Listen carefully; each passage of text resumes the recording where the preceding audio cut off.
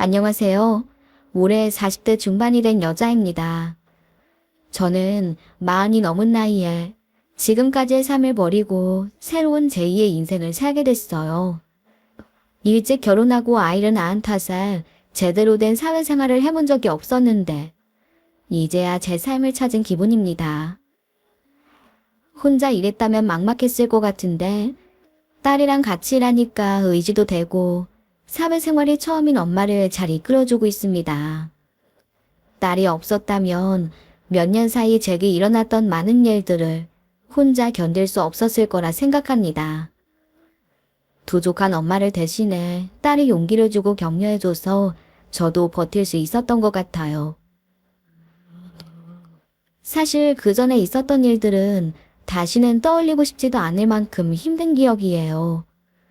정말 한순간에 너무 많은 일을 겪었던 터라 그냥 숨어버리고만 싶었는데 그래도 제 옆에 있는 딸을 생각하며 꼭 참고 이겨내고 있어요. 어쩌면 지금도 이겨내는 과정일지도 모르겠네요.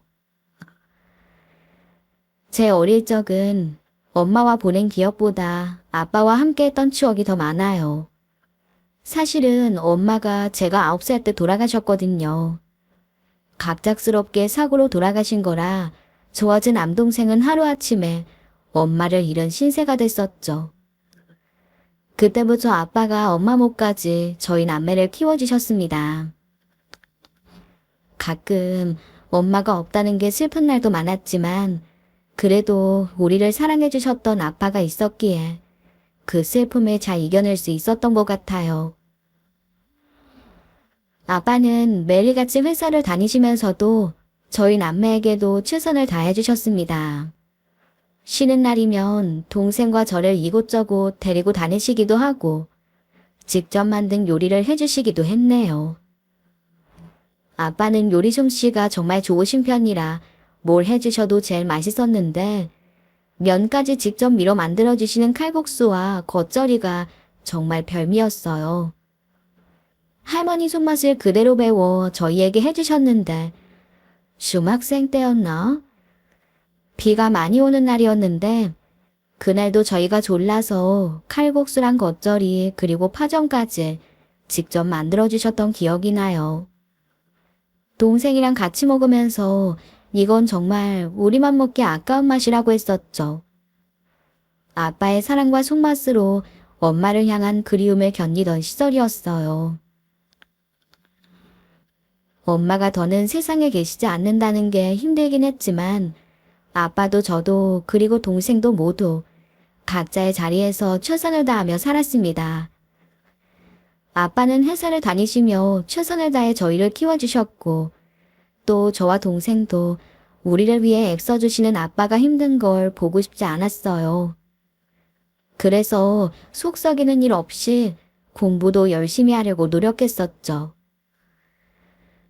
그러던 중 IMF가 찾아온 거예요.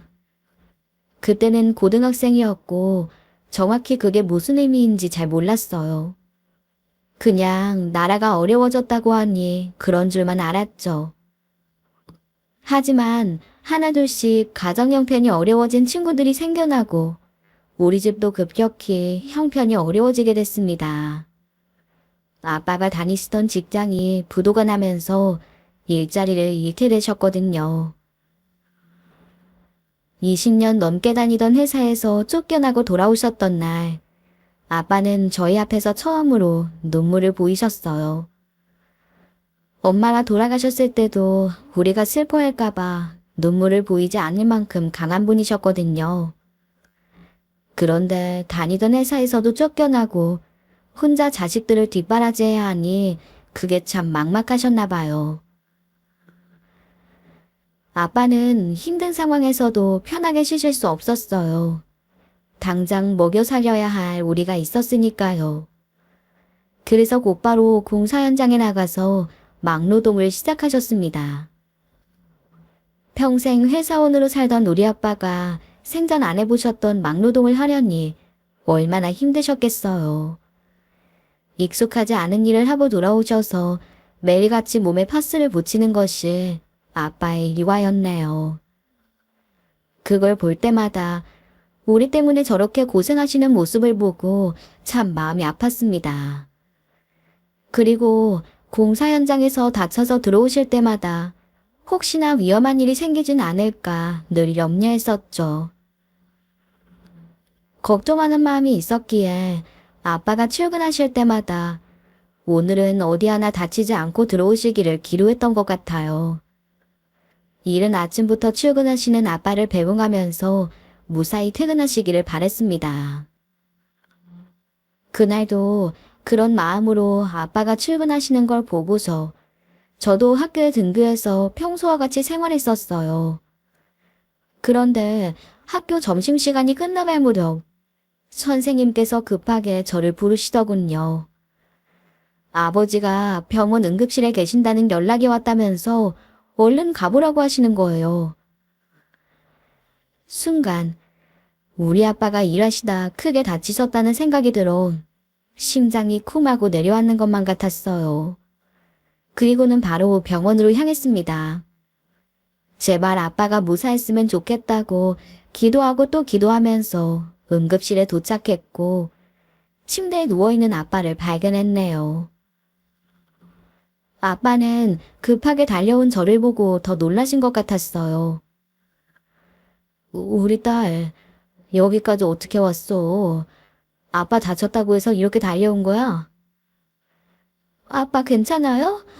아빠 응급실에 실려갔다는 연락받고 얼마나 놀랐는데요. 이제 괜찮아. 오자마자 검사도 했고 별 이상 없을 거야.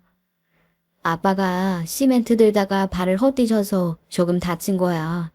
별일 아니니까 신경 쓰지 마. 아빠가 다쳤는데 어떻게 신경을 안 써요. 응급실에 계시다는 전화 받고 내가 얼마나 놀라는 줄 알아요? 거기다 아빠 매일 출근하실 때마다 혹시라도 일하다 다치시는 건 아닐까 항상 얼마나 걱정하는데요. 우리 딸 걱정시키고 이 아빠가 미안해. 아빠가 능력이 없어서 너희들 호강도 못 시켜주고. 그런 말이 어딨어요. 나나 윤수가 아빠한테 얼마나 고마워하는데요. 지금 막노동 다니시는 것도 다 우리 때문이잖아요.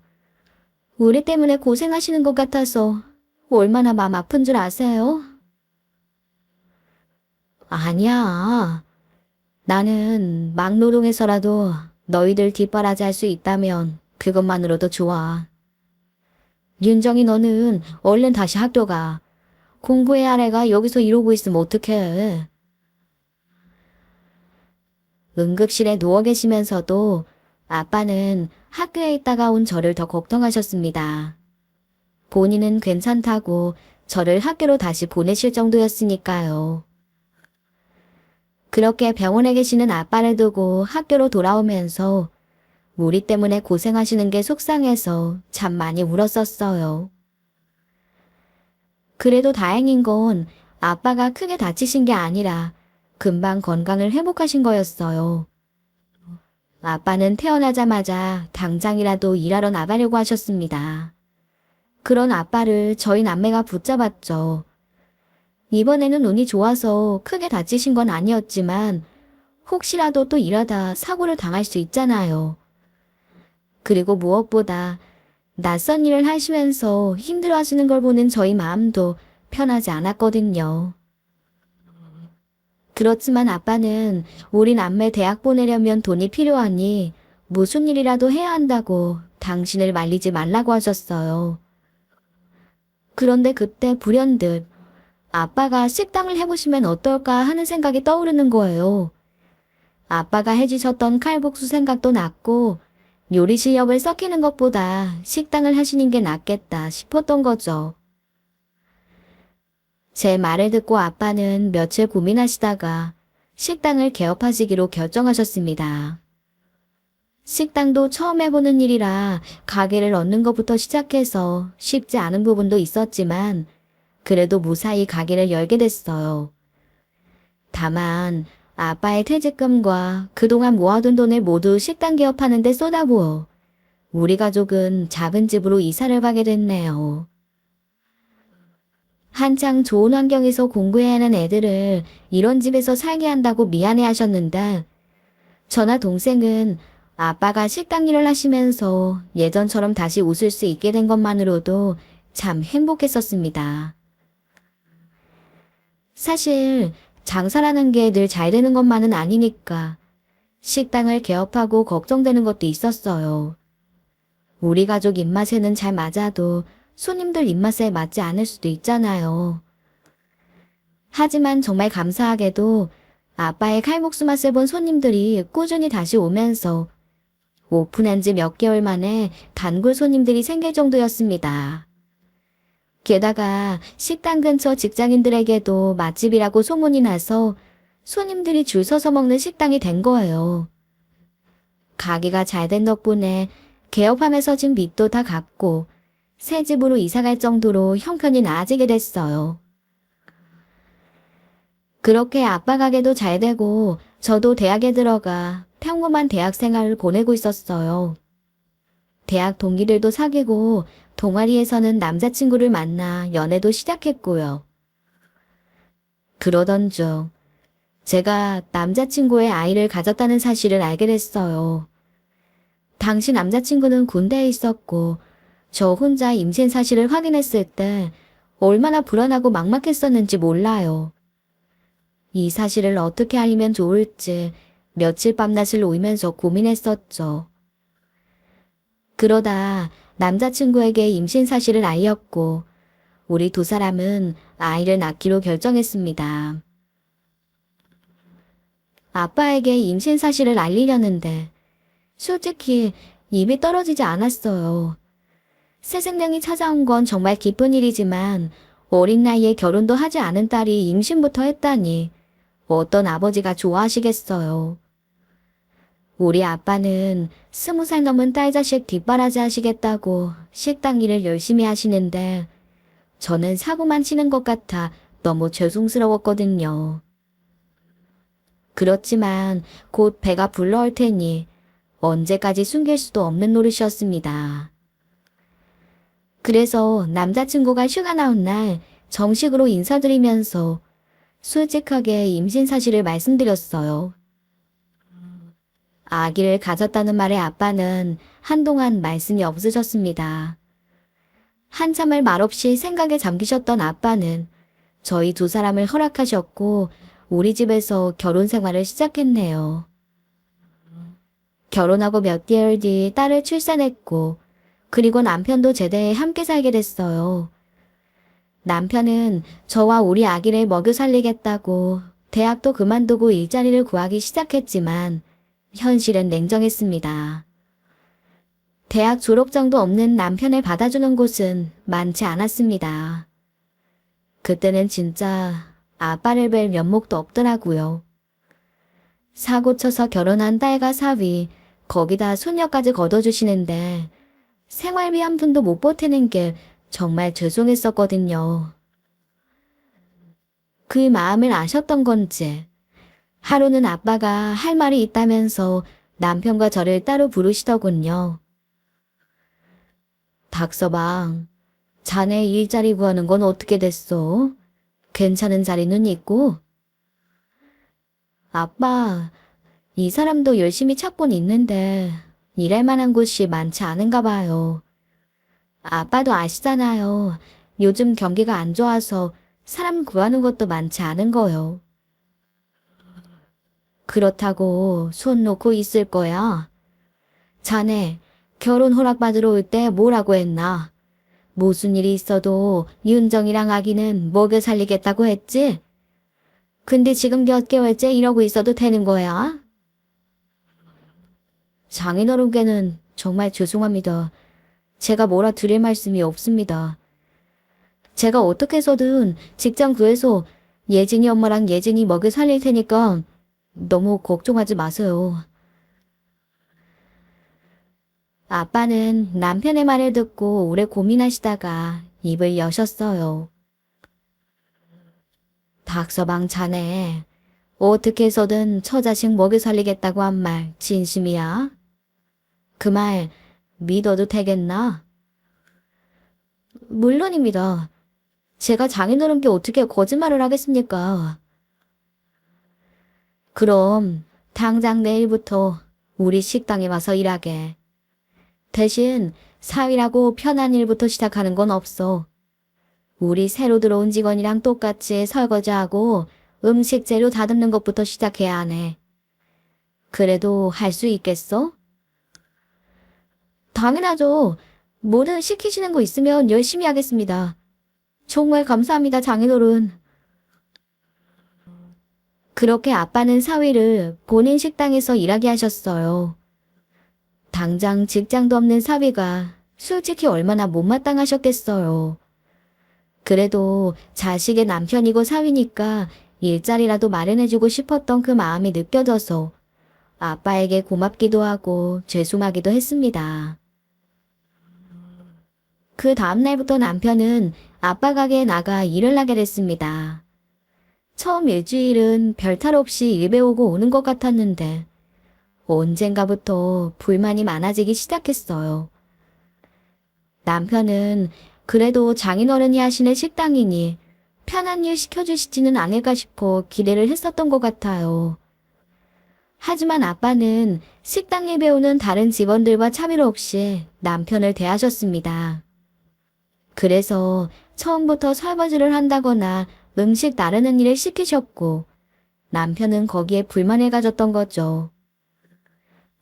그러다 결국 사고가 터지고 말았어요. 아이 아빠가 식당에서 오래 일한 직원과 다투는 일이 생겼고 아빠가 사위가 아니라 그 직원 편을 드셨다고 해요. 참다 못한 남편은 식당 영업이 끝나지 않았는데도 집으로 들어왔고 아빠는 자기 분을 이기지 못해 무단으로 퇴근한 사위 때문에 더 화가 나셨던 거죠. 영업을 마치고 집에 오신 아빠는 남편을 나무라기 시작하셨어요. 닥서방, 자네 지금 뭐 하는 건가? 식당에서 기분 나쁜 일 좀 있었다고 일이 다 끝나기도 전에 먼저 퇴근하는 게 어딨어? 장인어른, 저도 너무 힘들어서 그랬습니다. 저도 사람인데 다른 직원들 앞에서 혼나는 게 얼마나 부끄러웠는지 아세요? 아무리 식당에서 오래 일한 사람이라고 해도 저는 장인어른 사위잖아요. 그럼 제 편 들어주셔야죠. 어떻게 남의 편에 들어주실 수가 있으세요? 자네, 뭔가 착각하는 것 같은데 식당에서는 자네나 다른 사람들이나 다 똑같은 직원이야. 내가 사위라고 자기만 감싸면 다른 직원들이 어떻게 생각하겠나?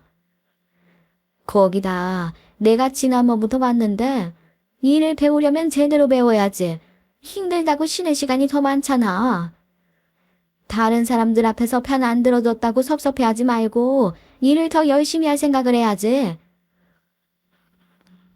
장인어른, 정말 더는 못 참겠습니다. 저 식당에 가르쳐 주신다고 했을 때 사실 칼국수 만드는 거 가르쳐 주실 줄 알았습니다. 아무리 그래도 그렇게 밑바닥부터 시키실 줄은 몰랐어요. 제가 사위인 거 모르는 사람이 없는데 설거지를 시키시질 않나. 맨날 허드렛일만 시키잖아요. 식당 위에 가르쳐 주시기로 했으면 음식 만드는 걸 가르쳐 주셔야지. 하나뿐인 사위를 이렇게 취급하실 수가 있으세요? 아빠와 남편의 언성이 높아지자 저는 그냥 두어 볼 수가 없었어요. 어떻게든 남편을 말려야겠다 싶었죠. 여보, 당신 뭐 하는 거야? 아무리 불만이 있어도 그렇지 좋게 말씀드려야지. 아빠한테 이렇게 화를 내면 어떡해? 그냥 둬라.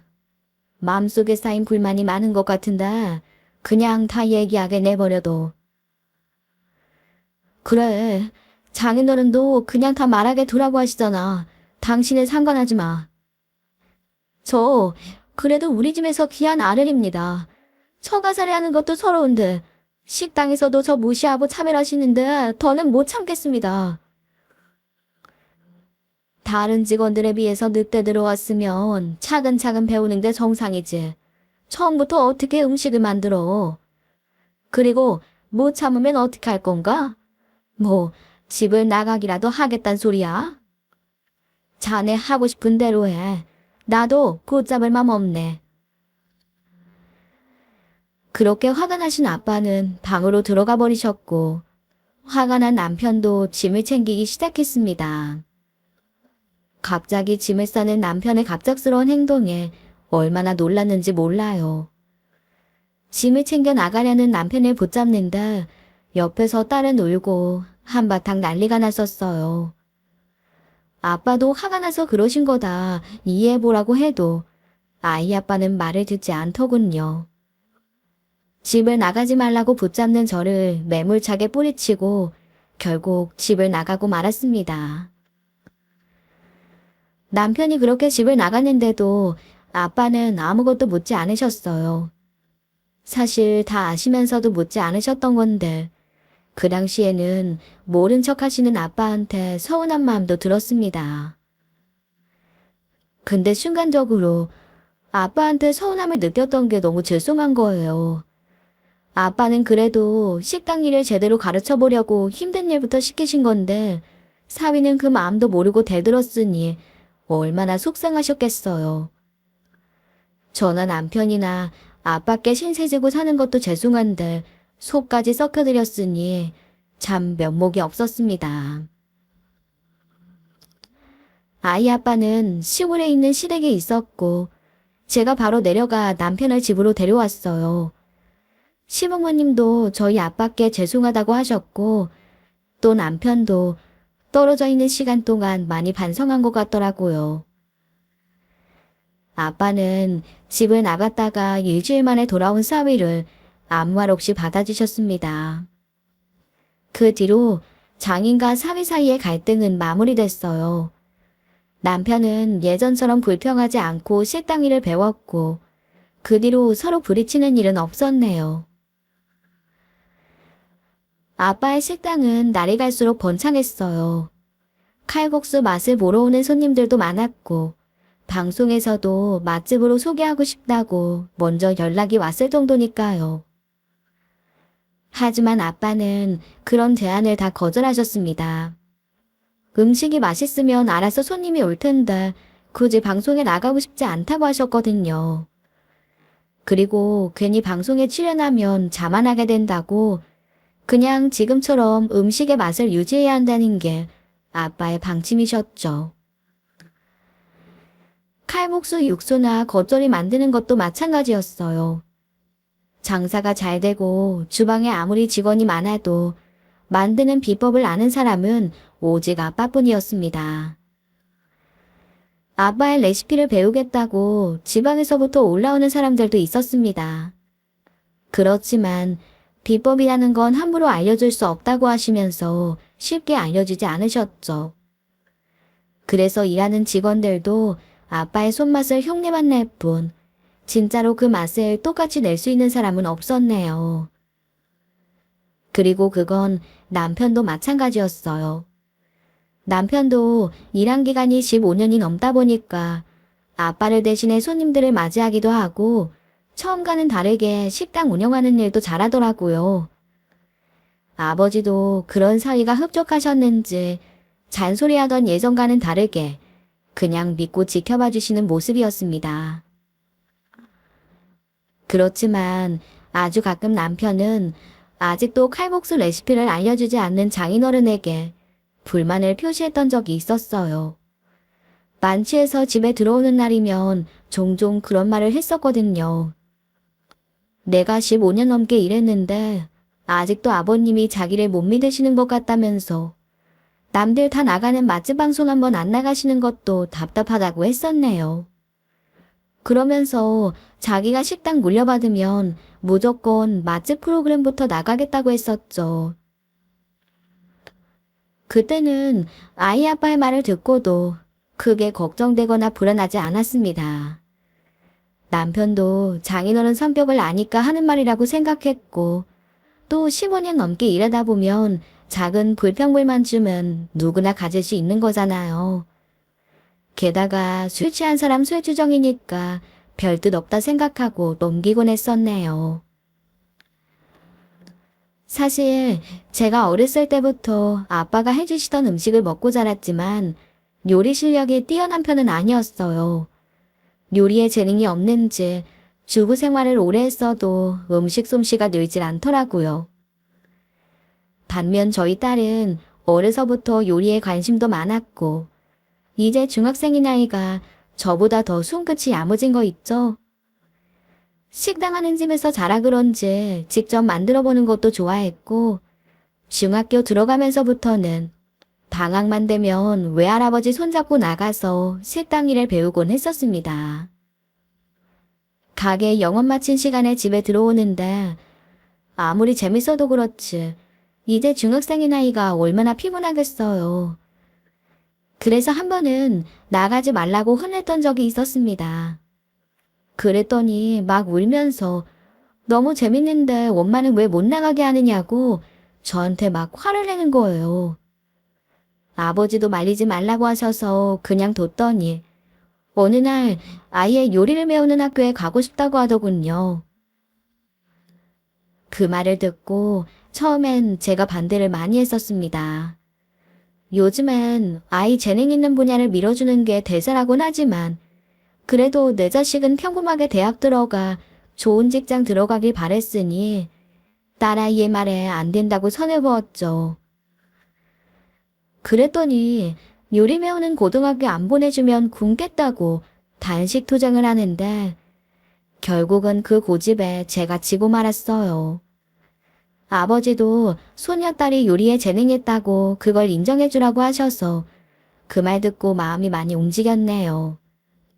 우리 아빠가 인정할 정도면 내 딸이 요리에 재주가 있다는 생각이 들어서 그다음부터는 전적으로 밀어줘야겠다고 마음을 고쳐먹은 거죠. 딸은 고등학교에 가서도 종종 할아버지 식당에 가서 음식을 배우곤 했습니다. 할아버지와 손녀가 같이 음식을 만드는 모습을 볼 때마다 행복했고 참 마음이 따뜻해졌었어요. 그렇게 시간이 지났고 식당은 여전히 사람들로 인산이네였어요. 사실 식당이야 20년 넘게 영업하면서 자리를 잡았으니 크게 염려할 건 없었고 아빠 건강이 제게는 가장 큰 걱정거리였습니다. 이제 연세가 있으시니까 하루가 다르게 건강이 안 좋아지시는 게 눈에 보이더군요. 식당에 나가서 조금만 일해도 피곤해하시고 살이 빠지시는 게 뭔가 이상이 있다 싶었거든요. 안 되겠다 싶어서 병원에 모시고 갔다가 아빠가 위암이라는 사실을 알게 됐습니다. 위암 판정을 받고 돌아오는 길에 맘속으로 참 많이 울었어요. 엄마 먼저 보내시고 혼자 되셔서 지금까지 우리 남매 키우시고 식당 일 하시느라 고생만 하셨는데 이제는 암에 걸리셨다고 하니 자식 속이 어떻게 편할 수 있겠어요. 더 효도하지 못한 제 탓인 것만 같고 아빠가 편찮으신 걸 더 빨리 알지 못한 게 너무 죄송한 거예요. 그런데 아빠가 제 마음을 아시는지 자신은 괜찮다고 오히려 저를 위로해 주시더군요. 아빠의 손을 잡으면서 그동안 나 때문에 고생하셨던 아빠를 위해 내가 최선을 다해 간호하겠다고 꼭 낫게 해드리겠다고 다짐했습니다. 그 뒤로 아빠는 병원에 다니시면서 치료를 시작하셨고 가게는 자연스럽게 남편이 맡게 됐어요. 아빠가 물려주신 건 아니었지만 당장 식당을 운영할 사람이 없었으니 남편이 아버지의 일을 대신하게 된 거죠. 저야 집에서 살림하고 아이 키우느라 식당이 어떻게 돌아가는지도 모르는 사람이었고 남편이 20년 동안 일해왔으니 당연히 아빠 몫까지 잘할 거라고 생각해 별다른 걱정을 하진 않았습니다. 남편도 식당은 자기가 알아서 할 테니 걱정 말고 장인어른한테 신경 쓰라고 저를 배려해줬었고요. 그렇게 몇 달이나 흘렀을까. 갑자기 우리 집 앞에 모르는 외제차가 주차되어 있는 거예요. 그리고 그 차 안에서 남편이 내리는데 깜짝 놀랐죠. 갑자기 나도 모르는 비싼 외제차에서 다른 사람도 아니고 남편이 내리는데 안 놀랄 사람이 어딨겠어요. 남편에게 달려가서 차에 대해 물었더니 제 팔을 끌고 막 집 안으로 끌고 들어가는 거예요. 갑자기 왜 사람 팔을 잡아당기고 그래? 아니, 당신 저 차 어디서 났어? 당신이 산 거야? 그럼 내가 사지 누가 사? 내 차니까 집까지 끌고 온 거지. 그리고 사람들 보는 주차장에서 뭘 그렇게 시끄럽게 떠들어. 부끄러워서 끌고 들어왔어. 부인이 남편 부르는 건데 뭐가 부끄러워. 아무튼 그건 그렇고 갑자기 저렇게 비싼 외제차는 왜 샀어? 나랑 한마디 의논도 없이. 당신 나한테 자동차 산다는 말 없었잖아. 내가 차 한 대 사는 것도 너랑 의논하고 허락받은 다음에 사야 되는 거야. 내가 이제 사장님인데 저 정도 외제차 하나 못 사? 딱 봐도 엄청 비싸 보이는 자동차던데 당신이 돈이 어디 있어서 샀어? 그리고 사장님이라니? 그게 무슨 소리야? 제 말에 남편은 어이가 없다는 듯 한숨을 쉬더군요. 야, 장인어른 암 걸려서 이제 식당 일은 아예 못하실 텐데 그럼 내가 물려받는 거 아니야. 당연한 걸 뭘 묻고 그래? 당신 아빠한테 음식 만드는 거 제대로 다 배우지도 못했다면서. 근데 어떻게 물려받으려고 그래? 다 방법이 있으니까 걱정 마. 그건 당신이 신경 쓸 일도 아니고. 거기다 당신이나 처남이나 식당 일 하나도 모르잖아. 어차피 내가 물려받게 될 건데 뭘. 음식은 내가 다 알아서 하고 있으니까 당신은 다른 일 걱정하지 말고 아버님이나 잘 돌보고 있어. 알겠어? 남편은 아주 당당하게 자신이 식당을 물려받는 게 당연하다고 생각하고 있었습니다. 긴 세월 동안 남편이 아버지 밑에서 일을 해왔으니 저나 동생보다는 자기가 식당을 운영하는 게 맞다고 생각했겠죠. 저도 이제 와서 식당 일을 배울 자신도 없었고 또 남편이 그만큼 자신 있어 하는 것 같아서 더 말리지는 않았네요. 그러다 아빠가 항암 치료를 받으시게 됐고 저는 아예 병원과 집만 오가면서 생활해야 했어요. 당신은 정말 아빠가 건강해지는 것 말고는 다른 걸 생각할 겨를도 없었고요. 하루는 아빠가 식단은 어떻게 되어가고 있는지 제게 물어보신 적이 있었어요. 저는 닭서방이 잘 운영하고 있으니 걱정 말라고 말씀드렸죠. 아빠는 제 말을 들으시고는 닭서방한테는 임시로 맡긴 것 뿐이라고 매출이 제대로 나오는지 음식 맛은 변한 게 없는지 확인해 봐야 한다고 하셨습니다. 당시에는 몸이 저렇게 편찮으신데도 가게 걱정을 하는 아버지가 대단하다고 생각했을 뿐 질문의 뜻을 잘 몰랐습니다. 그런데 며칠 지나 생각해보니 남편이 식당 상황에 대해서 한 번도 아버지께 말씀드린 적이 없다는 걸 깨달았어요. 아버지가 돌아가신 것도 아니고 아직 확실히 물려주신 것도 아닌데 그래도 매출이나 운영 상황에 대해서 알려줘야 하잖아요. 그런데 남편은 장인어른께 전화 한 통도 없었으니 아버지 입장에서는 마음에 안 드셨던 것 같아요. 그러다 저라도 한번 가게에 들려 보라고 하시기에 급하게 가봤더니 이상하게도 분위기가 예전 같지 않았습니다. 아빠가 계실 때는 1시가 넘은 시간에도 사람들이 줄지어서 기다리고 있었는데 그날은 식당 안이 한가했어요. 그리고 손님들을 보니 음식을 다 비우고 가신 분들이 절반도 안 되는 거예요. 아빠가 가게 처음 시작하실 때 손님들이 음식을 남기면 맛이 없는 거라는 말씀을 자주 하셨거든요. 그래서 그 말을 기억하고 있었는데 칼국수를 남긴 손님들을 보니 분명 맛이 변했다는 생각이 들었어요.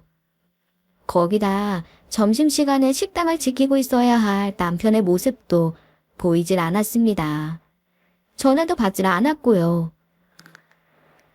뭔가 이상한 생각이 들어 오래 일한 직원한테 식당 상황에 대해 물어봤어요. 그 직원은 한참을 머뭇거리다 답을 해주더군요.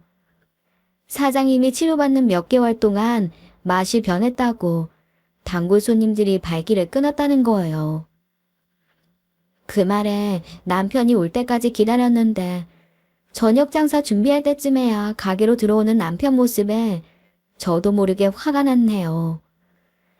아빠 대신 가게를 운영한다는 사람이 몇 시간이나 자리를 비운 거니까요. 뭐야, 당신 와 있었어? 왜 연락도 없이 왔어?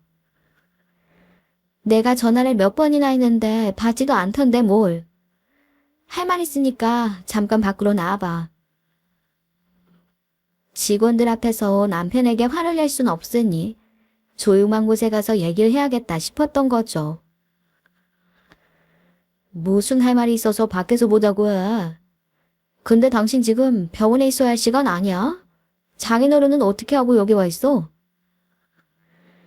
아빠가 잠깐 가보라고 해서 온 거니까 그건 신경 쓸 거 없고, 당신 혹시 아빠한테 가게 매출이랑 상황 말씀드렸어? 왜? 장인어른이 그거 얘기 안 해줘서 섭섭하시다. 참, 늙어서 욕심도 많으시지. 몸 아파서 장사 못하면 그만인 거지. 무슨 매출 보고를 받으시려 그래. 어련히 내가 알아서 잘할까.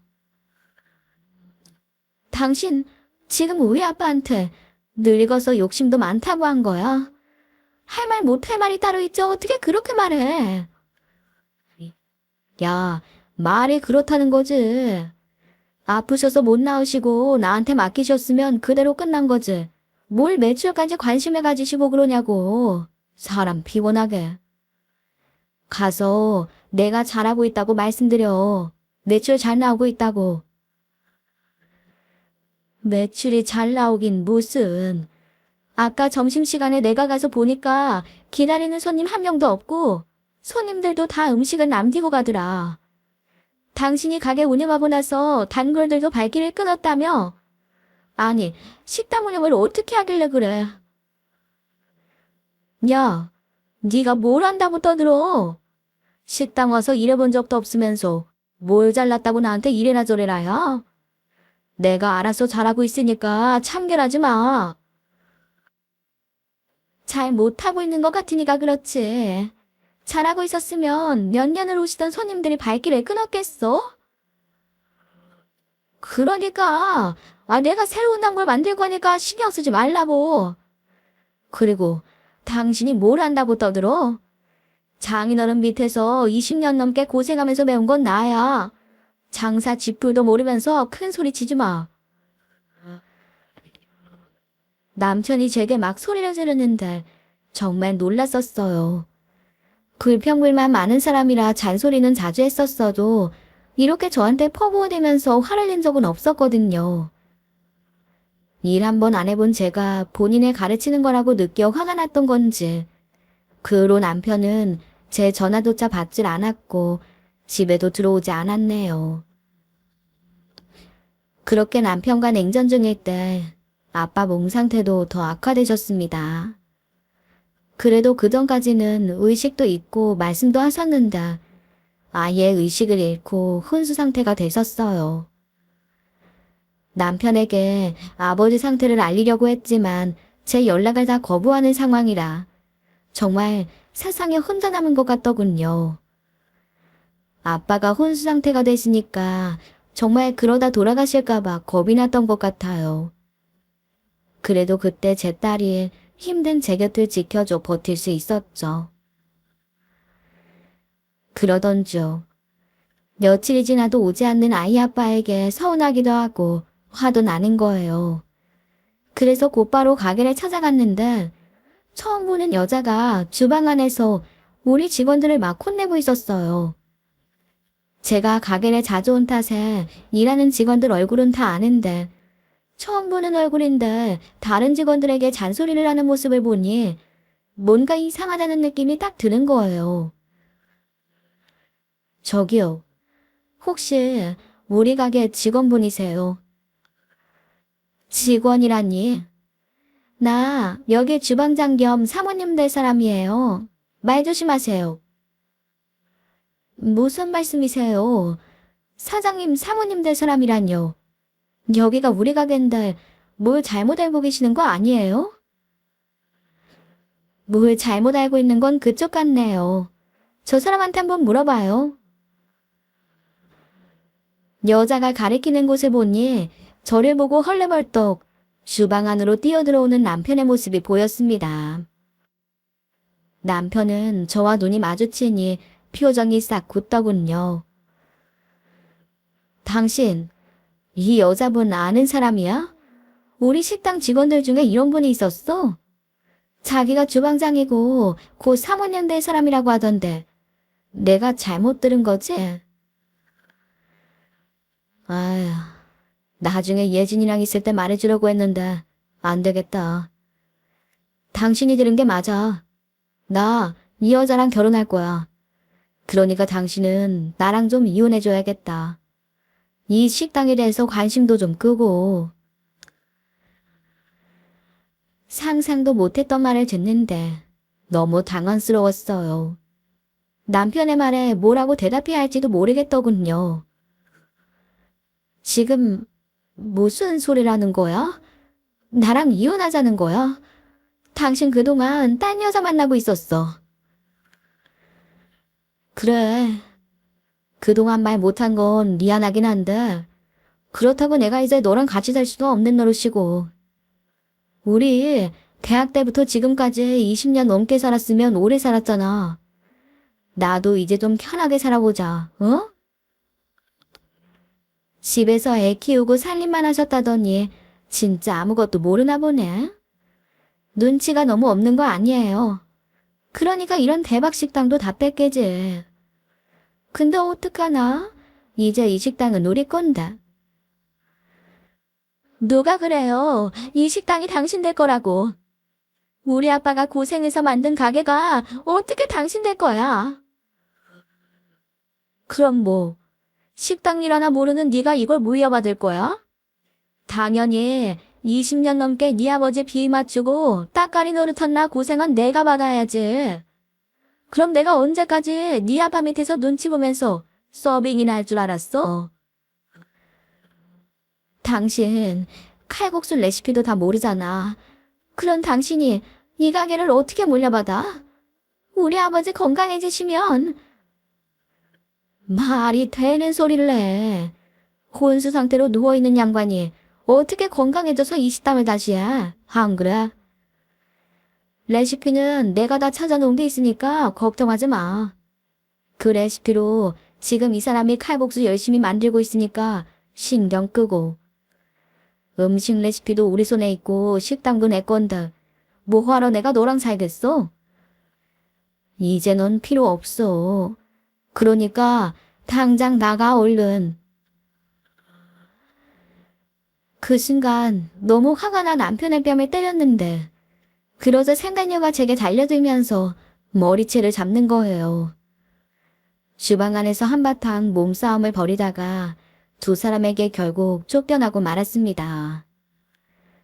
두 사람한테 맞아서 꼴도 우스워졌지만 믿었던 남편에게 배신당하고 아빠가 평생을 바쳐 입어놓은 대박 식당까지 다 빼앗긴 게 너무 억울하고 분했어요. 남편이라고 믿고 가게를 맡긴 게 너무 후회스럽고 아버지께도 죄송했습니다.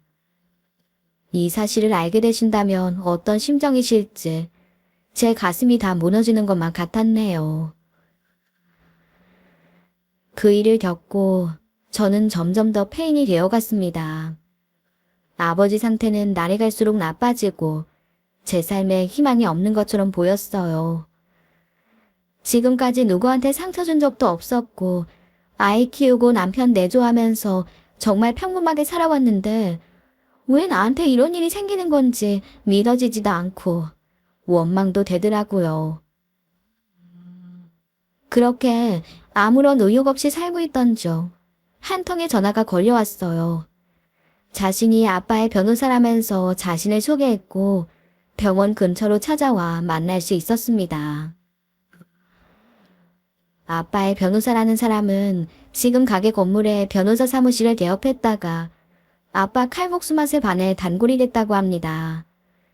그러다 아빠와도 교류하면서 지내게 됐고 암 판정을 받자마자 이원장을 남겨놓으셨다는 말을 전해주셨어요. 변호사님은 제가 확인할 수 있도록 아빠가 남기신 이혼과 유산에 대해서 모두 보여주셨습니다. 그리고 그 이혼 안에는 전혀 상상하지도 못했던 내용이 들어있었죠. 아빠는 식당을 남편도 저도 아닌 손녀딸에게 물려주겠다는 이혼을 남기신 거예요. 저 남편은 아직 어린 손녀딸이 식당을 운영할 수 있을 때까지만 운영을 돕는 것뿐 식당 운영이나 비법은 모두 손녀에게 넘긴다는 말씀을 남겨놓으신 겁니다. 게다가 남편이 가지고 있는 레시피는 아빠가 남겨놓으신 게 아니었어요. 가게에서 일했던 제자들이 끄덕이던 것을 아빠가 모아두셨던 건데 남편이 그걸 몰래 가로채 진짜 레시피인 양 가지고 있던 겁니다. 아빠는 남편이 그 레시피를 몰래 가로챘다는 걸 이미 오래전부터 알고 계셨다고 해요. 그래서 사위를 믿지 못해 가게를 사위가 아닌 손녀에게 물려주신 거죠. 자신이 죽고 난 뒤에 자식과 손녀가 모든 것을 다 빼앗기게 될까봐 입원으로 이 모든 것을 다 준비해 두셨던 거였어요.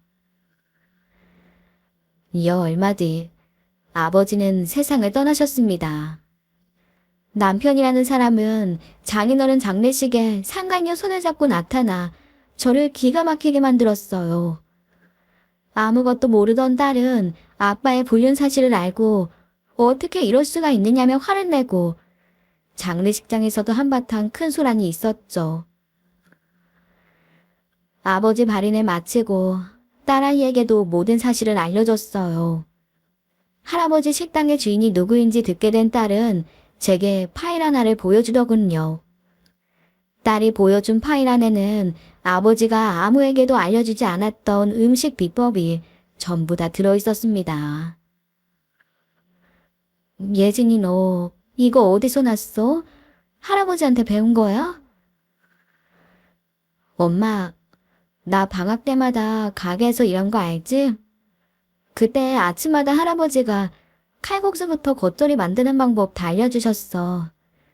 너만 알고 있어야 된다고 아무한테도 말하면 안 된다고 하시면서 이 순서대로 만들어야 맛이 난다고 하시길래 혹시라도 잊어버릴까봐 내가 컴퓨터에 저장해 놨었거든? 아마 이런 일이 있을 줄 알고 할아버지가 나한테만 알려주셨던 건가 봐. 할아버지의 레시피를 하나도 빠뜨리지 않고 정리해준 딸을 보고 왈칵 눈물이 쏟아져 나왔어요. 식당도 레시피도 다 빼앗기고 희망이 없다고 생각했던 때가 있었는데 뭔가 일이 하나씩 풀리는 기분이었습니다. 딸이 아빠의 레시피를 가지고 있다는 걸 알고 난 뒤 남편과 상간녀에게 어떻게 하면 좋을지 매일 고민하고 고민했어요. 복수하고 싶다가도 또 아이 아빠고 나랑 20년 넘게 살았던 사람인데 결정하기가 쉽지 않더라고요. 그런데 그 무렵 아빠 가게에서 오래 일했던 직원이 저한테 연락을 해왔습니다. 남편이 짜깁기 한 레시피로 방송에 나가려고 한다는 사실을 알려줬죠. 그 말을 듣고 가만히 있어서는 안 되겠다는 결심을 했어요. 남편이 아버지 가게를 망치는 걸 더는 두고 볼 수 없었으니까요. 방송국에서 오기로 한 날 저는 딸과 함께 식당에 갔습니다. 남편과 상간녀는 처음부터 자기들 가게였던 것처럼 소개를 하고 음식 만드는 걸 찍고 있더군요. 그때 이대로는 안 될 것 같다는 생각이 들었어요. 방송국에서 온 지금이 기회다. 이 사람들이 얼마나 나쁜 사람들인지 알리자 싶었죠. 여기 이 사람들 레시피 확인해 보셨어요? 이거 이 식당 고유의 레시피 아니에요. 여기서 일했던 사람들이 접어둔 레시피를 모아다가 흉내만 내는 거예요. 저를 발견한 남편과 상간녀는 당장 우리를 가게 밖으로 끌어내려고 막 달려오더라고요. 너 지금 이게 무슨 짓이야? 남의 가게 말아먹으려고 작정했어? 그럼 이게 네 가게야? 이거 우리 아빠가 손녀한테 물려주신 가게야. 더 망신당하고 싶지 않으면 여기서 조용히 나가. 아버지도 돌아가시고 빈털털이 된 게 불쌍해서 봐줬더니 안 되겠네. 이제는 딸까지 데리고 와서 이게 무슨 행태야? 딸 앞에서 부끄럽지도 않아. 진짜 부끄러워할 사람들이 누군데 그래. 짝퉁 레시피로 칼국수 만들면서 대박 식당인 척 하는 게 더 부끄럽지 않아. 말 조심해. 짝퉁이라니. 증거 있어? 너네 자꾸 이러면 영업방해야. 경찰 불러서 망신 좀 당하고 싶어. 그 순간 제 옆에 있던 딸이 자기가 가지고 있던 레시피와 할아버지의 유언장을 공개했습니다. 진짜 망신당해야 될 사람은 엄마가 아니고 아빠야. 아빠가 갖고 있던 건 식당에서 일하던 할아버지 제자들이 끄적여 놓은 비법이야. 아빠가 저 여자한테 준 레시피는 가짜라고. 그것도 몰랐지? 아빠가 어떻게든 레시피 빼돌릴 궁리만 하는데 할아버지가 어떻게 가르쳐주겠어. 예진이 너 그래 무슨 소리야. 이 레시피가 가짜라니. 너 그 말 사실이야? 이 아빠 속이는 거 아니야? 애가 뭐가 아쉬워서 당신을 속이겠어. 아빠는 이미 당신 검은 속셈 다 알고 계셨어. 레시피 빼돌려서 식당 가로채려는 속셈 다 알고 계셨다고. 이 식당도 예진이 앞으로 몰려주셨어. 우리는 얘가 장사할 수 있을 때까지만 봐주라고 이혼해도 남겨놓으셨고. 그것도 모르고 식당 자기 거라고 김치국부터 마셨지? 거기다 상단이한테 레시피까지 빼돌리고. 장인어른 덕에 먹고 살았으면서 어떻게 이런 짓을 해? 너 지금 거짓말하는 거지? 이 레시피가 짝퉁일 리가 없어. 아니 그것보다 어떻게 손녀한테 이 대박 식당을 물려줘? 20년 넘도록 뼈 빠지게 일한 내가 있는데 내가 이 식당 차지하려고 그동안 얼마나 눈치 보면서 살았는 줄 알아? 남편은 자신이 짝퉁 레시피를 가진 게 부했는지 땅에 털썩 주저앉으면서 말도 안 된다고 압을 쓰기 시작했습니다. 지켜보던 상간녀도 남편 멱살을 잡으면서 이딴 레시피를 훔쳐오냐고 소리를 지르는데 둘이 서로 욕하고 삿대질하고 정말 난리도 아니었어요. 식당에서 날 내쫓으면서 개수작 떨 때는 언제고 숨겨진 진실을 알고 거품 무는 모습을 보니 사람이 참 너무나 한심해 보이더군요. 아이 아빠와 상간녀가 싸우는 통에 식당 안은 다 뒤집어지고 촬영도 모두 물거품으로 끝나고 말았습니다. 그 후로 가게는 유언대로 딸이 물려받게 됐습니다. 딸은 주방에서 음식을 만들고 저는 홀을 보면서 식당을 꾸려나가게 됐어요. 남편과는 그 일이 있고 바로 갈라섰죠. 딸도 아빠에게 배신감을 느꼈는지 아예 연을 끊어버렸어요. 하지만 남편은 그렇게 망신을 당하고 하나뿐인 딸에게 연을 끊기고도 정신을 못 차렸었나 봐요. 남편은 상간녀와 함께 짝퉁 레시피로 우리 가게 바로 옆 건물에다가 식당을 차린 거예요. 그런데 그 짝퉁 레시피로 뭘 할 수 있겠어요. 6개월도 못 가서 망하고 지금은 어디서 사는지 소식조차 알 수 없습니다. 걷어준 은혜도 모르고 주제넘게 식당까지 넘본 남편. 그 죗값 치르며 사는 거라고 생각해요. 저희 식당은 발길을 끊었던 단골 손님들도 다시 돌아오면서 예전의 명성을 금세 회복했어요. 손녀가 할아버지의 레시피를 그대로 재현한다는 소문이 나면서 방송국에서도 찾아오고 손님들의 발길도 끊이질 않네요. 그 덕분에 몸은 힘들지만 아주 행복한 나날을 보내고 있어요. 하늘에 계신 아빠가 저와 제 딸을 보신다면 뿌듯해 하시겠죠? 지금까지 길었던 제 사연 들어주셔서 모두 감사드려요. 다들 건강하시고 좋은 일만 가득하시길 바랄게요. 오늘의 쌀맘 사연에 여러분의 소중한 댓글 기다리면서 구독, 좋아요, 공유는 물론 알람 설정도 부탁드립니다.